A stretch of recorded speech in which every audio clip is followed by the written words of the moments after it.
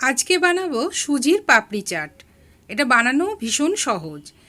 নিয়ে নিয়েছি একটা বোলের মধ্যে হাফ কাপ সুজি, হাফ কাপ ময়দা, সামান্য কালো জিরে, লবণ, চিলি ফ্লেক্স, ধনেপাতা আর 1 চামচ সাদা তেল। সব দিয়ে ভালো করে মিশিয়ে জল দিয়ে একটা সফট ডো তৈরি করে রাখবো। সুজি কিন্তু অনেকটা জল টেনে নেবে। চাপা দিয়ে 15 মিনিট রাখার পর একটা গ্রেটার নিয়ে নিয়েছি, তাতে ছোট করে লেচি কেটে এইভাবে বেলে নেব। তেল গরম করে মিডিয়াম ফ্লেমে ভেজে নেব একটু লাল করে। ক্রিস্পি পাপড়ি রেডি।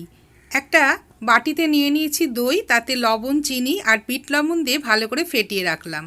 একটা প্লেটে এবার ছোট ছোট টুকরো করে পাপড়িগুলো সাজিয়ে দিলাম। ওপরে আলু, শসা, পেঁয়াজ আর দই দিয়ে দিয়েছি। কিছুটা টমেটো সস, চিলি ফ্লেক্স আর ভাজা মশলা, ধনেপাতা কুচি আর ভুজিয়া দিয়ে সাজালেই হয়ে যাবে পাপড়ি চাট।